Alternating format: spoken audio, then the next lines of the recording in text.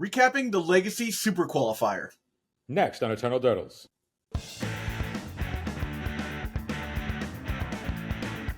Extreme thank you to all the Dirtomaniacs that support the show. If you want to get ad-free content and extra free content, you can go to patreon.com/EternalDurtles and support us. The proceeds go to editing the show, upgrading equipment, and helping us travel to events. What it do? Hello and welcome to Eternal Turtles. I'm your host, Zach Clark, and with me as always, Phil Blackman. Phil, how's it going, man? Zach, are we seeing an unbelievable resurgence of Urza Saga? It looks like we are seeing at least a smattering of Urza Saga. I wouldn't say unbelievable, but there's a lot more Urza Saga than I think you would expect in this Legacy Super Qualifier, which is says something about the meta. Maybe it's time to stack your meltdowns, right? Yeah, I mean, I think the Legacy Super Qualifier, looking at it, I'm seeing just a bunch of Chrome Mox, Vexing Bauble, Urza Saga, Urza Saga decks of, whatever variety. They all do the same thing, just jam something fast and, let Urza Saga play itself. Yeah. Let's break down the top 8 decks real fast, and we'll go into detail. So, Eternal Turtles is proud to be sponsored by Moxfield. Moxfield is the best Magic the Gathering deck building website on the internet. You can create, share, and find decks from Commander to Legacy, and even fan-supported formats like Pre-Modern and Old School. You can see all of our decks on our Moxfield. Follow the links below to stay tuned. First place was a red prison deck, classic Stompy deck. Caves of Chaos Adventure, Pyrogoyf, Chromox, Vexing Bauble, One Ring deck, Blood Moons and whatnot. Then in second place you have Killaby rocking something pretty interesting. This Riddlesmith Containment Construct combo with breakthroughs and Echo of Aeons. That's a pretty sweet little list. Then we have a Reanimator list. Then we have another Reanimator list. Then we have another red prison deck, but this one's playing Lotus Petals and is a little lower to the ground and is more on the Magus of the Moon and Blood Moon plan. And then we have sixth place is another, a Eldrazi deck. And then we have we have a Cradle Control deck in seventh place. And in eighth place, we have a Reanimator list that is playing main deck Nile Spellbombs. Just to get a quick count there, that was what? 1, 2, 2. Yeah, looks like 2 Reanimator lists, 3 Stompy lists, if we consider Eldrazi a Stompy deck, right? And 1 Cradle Control, which is, didn't expect to see that in a top 8. That deck normally does fine, but then you don't see it after round 5 in most tournaments. And then Killaby with a Saga list, and I think that's the other thing that's interesting here is looking at the difference between Stompy lists and Saga lists, but Ancient Tombs all over the place, right? So many Ancient Tombs. 4 Ancient Tomb decks in the top 8. 4 Ancient Tombs in top 8. Just a huge increase in Chalice of the Void overall, and a lot of it is just Chromox, Chromox. What's the word I'm looking for? What turbos it out? A lot of Chromox lists, Fast Mana, Ancient Tomb, Chromox. Yeah. Chromox enabled. Chromox enabled lists. But also what we're seeing, at least from my POV, from what I'm looking at, is a lot of One Ring is showing up. Yeah. I'm just seeing a bunch of One Rings in all of these decks as well, which I feel like is a relatively new adoption from what we've looked at the last couple of weeks. All of the Stompy decks, for the most part, including some of the Eldrazi decks, are running some number of One Rings, and that will bury a lot of opponents that would otherwise be good against the initial onslaught of Ancient Tomb, Chromox, whatever. So having that as a top end to just naturally draw, and then that card will bury any amount of anything. So it's interesting to me because I have been high and low on something like Consigned to Memory and things that deal with colorless permanents in general. But you really got to at least it seems like for the next couple of weeks, you got to be on top of being able to deal with colorless permanents and things in general between Karns, One Rings, all the Eldrazi, Urza Painter, Sagas. Urza Sagas. Like we're seeing a ton of that shit. Yeah. And there's no better card than, as we explained last week, Consigned to Memory to deal with all of those things and to deal with Urza Saga, because you can stifle its second lore counter abilities to gain that like tap for 2. So to go to the second lore and not have any ability, and then on the third turn it'll just be able to fetch a 0-mana artifact. So blanking 12 to 15 to 20 damage worth of constructs is not nothing with a Consigned to Memory there. Yeah, for sure. So obviously if we look at a lot of these decks, we're talking a lot of, and what we got, Extraction in the top 8 lists, in a lot of things. We've got Fairy Macabres, a lot of hate for Reanimator, right? It is a and look, Reanimator's still a very good list, but it is a contentious time for Reanimator. People are obviously aware of the deck and want to be able to do well in the format. Even if you're playing a Reanimator list, like the one of the, I think what the 8th place list was playing 2 main deck now Spellbomb. Probably did pretty well against his Reanimator opponents. Say that last part again. I said they were playing 2 main deck now Spellbombs that were in a Reanimator list. Probably did quite well against the Mirror. Yeah, so I think that's got to be the rationale for the people who are playing main deck Nihil Spellbombs as their flex slots are just respecting the Mirror.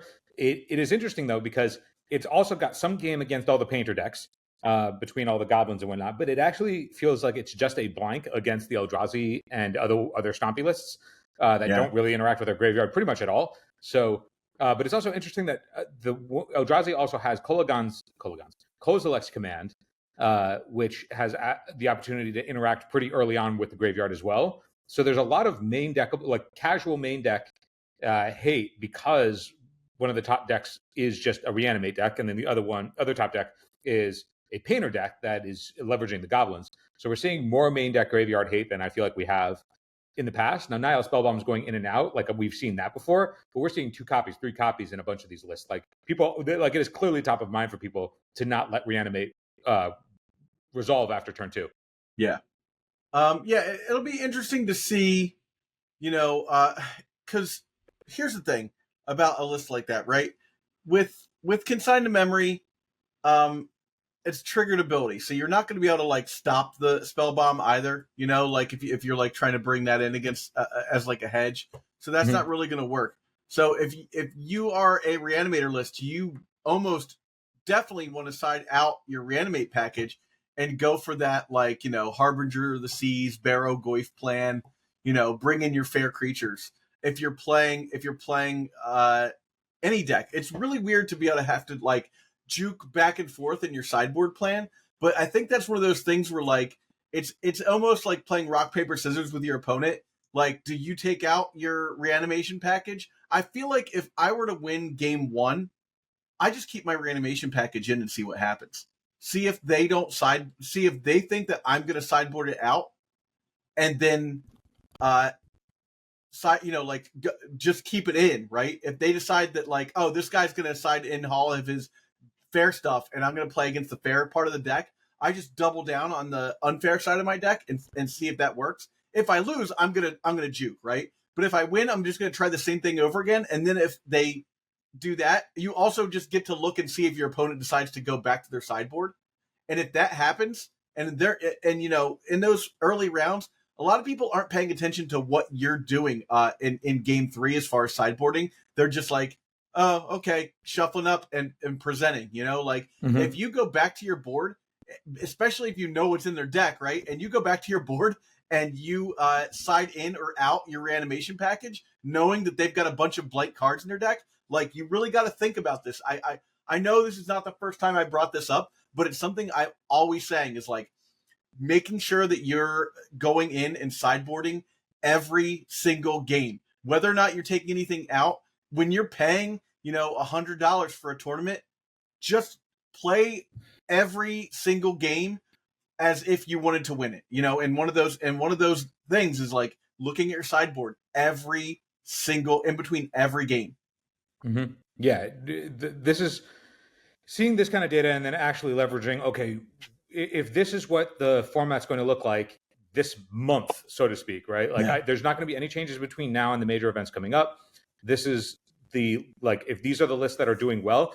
The thing that you can look at too in like knowing the specifics of how each deck operates and like the critical junctures for each one is important, but you can broaden your scope a bit too if you're unsure about where to start by just looking at what is the foundation of these decks. A lot of them are Ancient Tomb, Chrome Mox, and then either Urza Saga or a bunch of Vexing Baubles with a bunch of top end, Days Wasteland, of course, as always, and then like those are really where the pillars are right now. It feels like it's an Ancient Tomb plus a Vexing Bauble format, whether that's Ancient Tomb with Chrome Mox or Ancient Tomb with Vexing or with Urza Saga, and then you have Days Wasteland. It just happens to be that it has a combo finish. One thing that is a lot less so is none of these decks are close nickel and dime decks. Like there's a little bit of Grixis Delver that has shown up in these numbers. Like they are a little bit here. We're seeing some amount of like there's a Gaia's Cradle thing in here as well, but all of them have some sort of like major top end that just will end the game without having to care about your life total. One example of that too, which we have, is even the Gaia's Cradle decks are playing something. Are playing an Atraxa in their list and a Crater Hoof to go to natural order into. So, or to Green Sun off of a huge Gaia's Cradle as well. So like there's a bunch of versions. Like all the decks right now aren't the lightning bolt decks of old that are trying to nickel and dime you to get across the finish line or one shot you with a Murktide. I mean, Murktide, I guess you could argue actually is in the other camp of not caring about life total because it can just one shot. But the games are not like a nickel and dime games of inches. These are games that end on the spot or some sort of overwhelming thing functionally ends the game where life totals are irrelevant. Yeah, I think also a thing to take away from these events too is that this is the sort of thing that's going to start informing Eternal Weekend, right? Like, so people are going to be looking at lists from big events like this and then just carbon copying them and playing them in events leading up to the Eternal Weekend, and that is going to mean that these lists start to you start to see them Frankenstein into each other. So what happens is one guy changes one or two cards and everyone just says, okay, well that's the new build, like. So I think it's really important to look at the people like perfect examples, like look at guys that brew like Killaby and see what they're doing in their sideboard, right? Like, because that's a person who's like very tapped in to the meta and knows exactly the cards that they want against these decks, right? Like Killaby is playing a one of Surge node, right? Just to be like, oh yeah, I'll just screw up your entire deck by putting another counter onto your what's it called, Chalice of the Void. Like yeah, that technology that's an interesting card. It's technology from the old Black Saga Storm days when that was turning up. And again, look, you can see that people are making those sort of choices on the reliance of whatever pillar they're in, right? Yeah. So like clearly we're in the Urza Saga pillar lane, so we're just leaning even harder on that. So that's where it's like if you can show up and have like a really solid plan against those specific things, you can cut off those axes that otherwise people would be using to funnel against you. So whether that's some sort of way to attack a mana base in the sign of like the big mana decks, right? Like if you can cut them from ever being able to get to 4 mana, then that's where the Days of Wasteland decks are going to shine. And vice versa, if you can cut off Urza Saga in some meaningful way, then you're going to be able to stop them from A, beating you down, but B, leveraging the sideboard cards that they're using to bring in against you. And I think that like having a real spotlight on those cards. I mean, everything's going to be contextual, but a real spotlight on those cards when you're playing games, understanding that a lot of people's decisions outside of the main game plan still relies on whatever foundational pillar they're under. Yeah, I'm just looking at the the rest of the top 16 here, and we've got Blue Black Tempo, Blood Moon, Blue Black Reanimator, Blood Moon, Blue Black Tempo, Eldrazi. 14th place is a lands deck, which that's the first lands deck we've seen for a while. Another Reanimator deck, and then another blue black tempo deck. So in the top 16, 2 blue black tempos and 4 what's called Froginator decks. Mm-hmm. So and then you're seeing what four total Eldrazi decks as well. So the meta I wouldn't say it's wide open, but it is diverse in that you're seeing sort of an equal share of these top tier decks play against each other, right? Like the main decks, it seems like, are Moon, Eldrazi, and Froginator, and then like blue black tempo is like in there. But like a deck like Lands can still squeeze one out, you know? Oh yeah, I mean, I think Lance is actually pretty well positioned if the format's just going to be a bunch of Urza Saga and Ancient Tomb, because right? They have the ability to they have their own foundational pillar, right? Like they are very well set up to be the better Urza Saga deck, but then also they are the whole axis that they want to fight on is being able to disrupt mana bases between Wasteland, Ghost Quarter, and they're playing their own stacks pieces in Sphere of Resistance, but they also just have the one shot incidental kill off of Merit Lage to be able to go over the top of something like Eldrazi before they can bury you under whatever else they're burying you. Likewise, sowing Mycospawn is another way that people are going after mana bases. So like this is if you have a soft mana base, you're not in for a good time this month. Yeah. This is not the month. Like Zach, I know that you love your 5-color Beanstalk decks, but this is not I'm the month to do it. I'm off it right now. Like before looking at these lists, I was like, maybe that's the deck I take. Like I've been back and forth for a couple weeks. So I was like, maybe Draco Beanpact is what I take. But like all these Blood Moons, all these sowing Mycospawns, like then I'm just like a slightly less good deck against all these decks, right? And then like, I'm a coin flip against Reanimator, right? Like I'm playing white cards. I can get Reanimator sometimes. They can get me sometimes. Mm-hmm. But like being a dog against every other deck in that like top meta, and then being a coin flip against what is ostensibly the best deck in the meta, I don't know. I don't think you want to be on like I'm gonna play all the dual lands deck. I think that's maybe a mistake. So I think maybe the idea here is keep it simple, play basics if you can, right? The blue black reanimation deck is good for that reason, right? They only need an island in a swamp to be able to do pretty much all of their spells, right? Mm-hmm. And for the most part, unless you're playing Ghost Quarter, there's not much that disrupts that. Yeah, I think that like between. Yeah, it's interesting that you just brought up Ghost Quarter because you're making me think that between Lands being able to play Ghost Quarter and Mycospawn being the best card in both the Cloud Post decks that are, I'm forgetting the name of the card that makes it so that your tower taps for 3 on turn 2, but it's the new card that's the new land that's all land types. I forget what it's called, but everybody knows what I'm talking about. The Valgavoth Lair. No, that's the enchantment. Oh, the everything land, right? The everything land that turns tower into turn. Anyway, that's the new Cloud Post, which is like, okay, because that card's also a Cloud Post and it makes the thing tap for 2 so you can cast your 1-rings into your Karns on turn 2. But between that's a Vexing Bauble deck, plus also it's a Sowing Mycospawn deck. The Eldrazi deck is a Sowing Mycospawn deck. Lands is obviously a Wasteland Ghost Quarter deck. You have all of these decks that are moving into Magus of the Moon and or Blood Moon between Painter and Red Stomp your Initiative.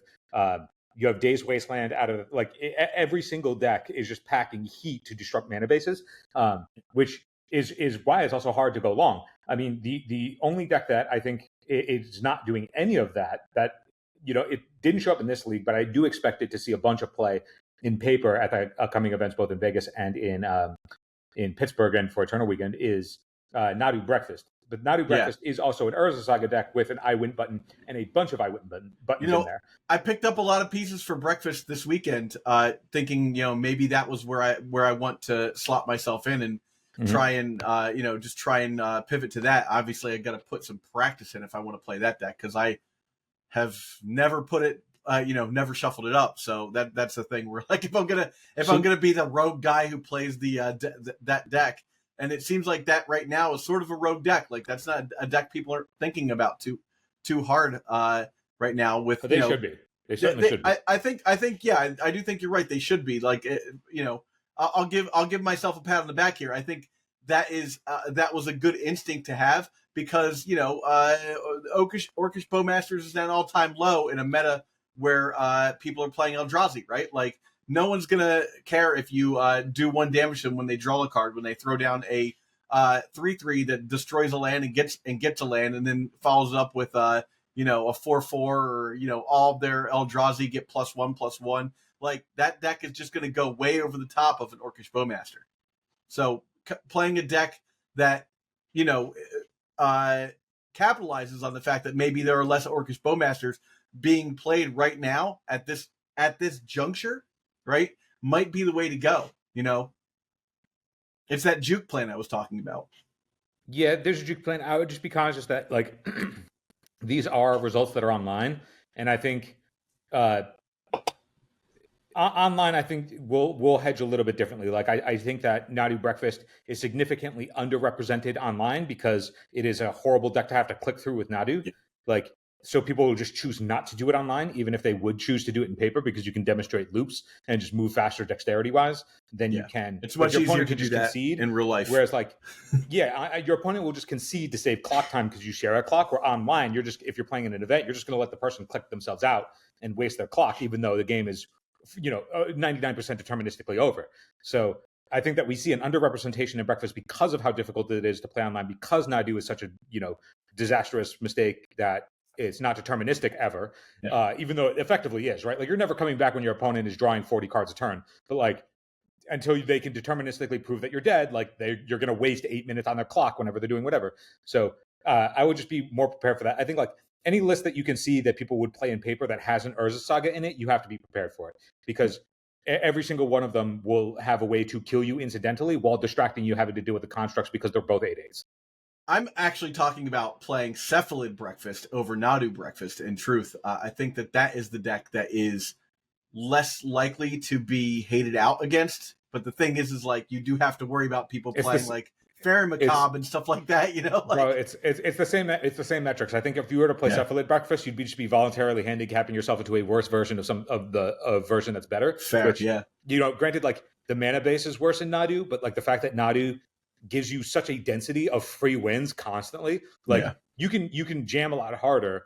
Like, I would say that, like, of course you need your reps. Like, don't get me wrong, don't go in blind with it. But like, the density between Nadu being additional functional copies of Cephalid Illusionist just means that, like, you can run it out, and if they try to interact, you're just going to go up a bunch of cards. So at the very worst, you are making a proactive play that is going to net you resources, as opposed to a proactive play that is going to put you in an awkward position of hoping that they, if they have it and then you're stuck and then you have this weird game piece. It's like, no, when you have 7 copies of both combo pieces, that means that, like, every single time, like, the density of your top decks are just so much more live at all times that your opponent can't realistically not respect it always. I just really hype on playing Orm's Chant. Orm's Chant's really good. It's really, really, really very good. Hype on just being able to play that during a person's storm turn and be like, and now your turn is off, or being able to, just be like, okay, well, do you have it or not? I'm going for it, So I don't know. I just, it's a thought in my head, and looking at this meta, like, if I were to play against these 16 decks, I think that playing a deck with Orm's Chant that, like, just, accidentally goes off, and let me double check here.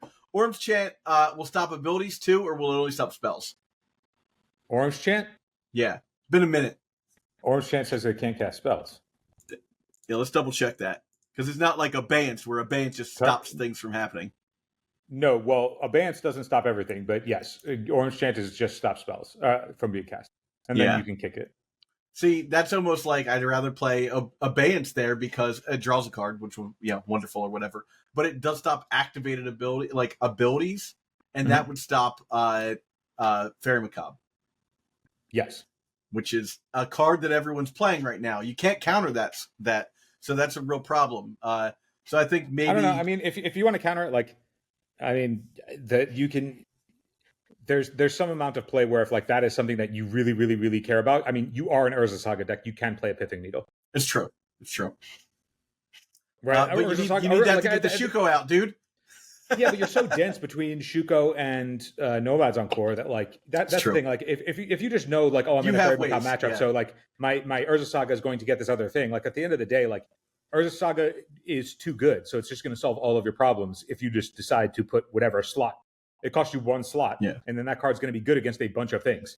Yeah. Well, yeah. I mean, so I think here at the end of the day, like these are the decks we're looking at, right? Blood Moon type Stompy decks, Eldrazi, and Blue Black Tempo, right? If your deck is soft to 2 out of the 3 of these decks, you might need to rethink your sideboard plan, or you might need to rethink your deck for Eternal Weekend. I think that is the main takeaway from looking at this Super Qualifier. Yeah, and also one thing to notice too, this Super Qualifier is the only blue deck that exists in all of these things is exactly Blue Black Reanimator. Like for all the talk that like blue is high, it's Blue Black Reanimator, and then you have the one outlier of Killaby doing just the Killaby thing, which is The most Killaby thing possible. Which is just like super all in sort of combo that like will get you if you're not prepared for. And it's not a blue deck. Let's be honest. It doesn't play Brainstorm. It doesn't play Ponder. It's not playing Force of Will. Like I mean, like when it comes to like actual like Ponder, Brainstorm, like interact with you decks, the only thing that you could argue is in that space is it only Blue Black Reanimator, and that's a combo deck. Like yes, it has the pivot plan of like whatever, but at the end of the day, it's trying to put in a Traxo or an Archon into play as soon as it can and end the game immediately. Like it is a black deck splashing blue cards than it is a blue deck that's trying to like line up things and interact with you. Like it wants to end the game. It's a combo deck. So it is right now. It is a Chalice of the Void and Urza Saga like Eldrazi colorless winter against Reanimator combo decks, and Painter is in the middle because it's an Urza Saga combo deck, and Breakfast is in the middle because it's an Urza Saga combo deck. So like you have Urza Saga combo, Chalice of the Void, Stompy, or Mycospawn decks, and Reanimator, and that's your metagame. So like if you are in my camp of player, you move out, switch up. Phil. So yeah. With that said, Phil, I want to change topics real fast. And just announce something to everybody. So as a heads up, this is a quick analytics thing. Like 80% of the people that watch our videos aren't subscribed, which is like, yeah, it's fine. If you don't want to subscribe, don't subscribe. But if you're kind of on the fence about it, one of our sponsors has said that if we hit 3,000 next year, they're going to quadruple our payout if we can hit 3,000 subscribers. So if you're kind of on the fence about that, like hook us up. Like it's just that's it's free for you. But beyond that, Phil, I met a bunch of people at DC, and like I always say this to people, come up to us, say hello. It's awesome. I love that. It makes my day. We met Brandon and Ian. Ian, I didn't tell you this when we were texting back and forth, but Ian has picked up Miracles because of you, Phil. So I immediately was like, I'm really sorry about that. Yeah, but I don't know if you saw my instinct of what my face was, which is, like, don't do that. Yeah. Don't, fam, don't do it. Like, I'm here for you. I get it, but like now, like I do it because I have attachment problems. Like, come on now, you don't want to get into. Well, all your cards are altered, so like, what else are you gonna do? Right? What else am I gonna do with them? They're already altered. I'm in too deep. Yeah. Honestly, I should play that card actually. In too deep. I should try that out. In too deep. You could play. What is that? Is that a? Instead Zach, of going under, what's that? What band is that? Is that like Lit? No, Lit is my own worst enemy. Is it Sum 41? Sum 41. It's Sum 41. I'm a fat Lit guy myself, but they don't have a fat Lit magic card. So, Zach, do you know what Into Deep is? No. Good. Don't learn it. Is it an emo song? No. It's a blue enchantment. But it has split second, which is actually powerful. But it's a enchant creature or planeswalker. It becomes a clue. Oh, that's terrible. Yeah. It goes down a card. It solves a problem, but it goes down a card. Yeah, that's not great. Not great. Yeah, I mean, it does have split second, so I guess you could hit a Traxa. Either way, so you can actually through a Force of Will. It's a way that you can actually remove Teferi as opposed to them just having Teferi and then nothing else in the game matters. So yeah, but it's still bad. Well, with that said, I hope you enjoyed this video, everybody. If you've got some insights out of this, please subscribe, like the video, comment below. If this made you think about switching your plan, what are you switching from? What are you switching to? And Phil, did you get any reps in this week? I know we haven't talked since we talked, and you're not going to play until tonight. Do you plan on playing tonight? Yes. So that I will add 4 to your count. So you had 4 last week. I had 4. So you're at 8 now. No, I got in 2 more. I don't know, man. And not nearly enough reps as I'm supposed to get, but I'm gonna in that next. You got week 10 reps total here, is what we're saying. 10 matches. 10 paper games. Yeah. 10 whatever. Any games count. They don't have to be wins. They're just games. So I'm only counting paper. I got 0 in. I'm behind the 8 ball here. I got 0 in last week because I went to DC to play Commander with my friends, played some sorcery. So I'm still at 2. I'm going to rectify that this week, and I'm going to try and catch up to Phil in the next couple of days. So I'm at least 10. Again, we want to have 100 reps in a piece by the time we get to Eternal Weekend. You should be there too. We will be accountability partners for you. So post in the comments below what you're at right now. I've been marking people when I see them, and I'm keeping account of people that I see and what numbers they tell me. Be honest, this is just for you. It's just it's an us thing.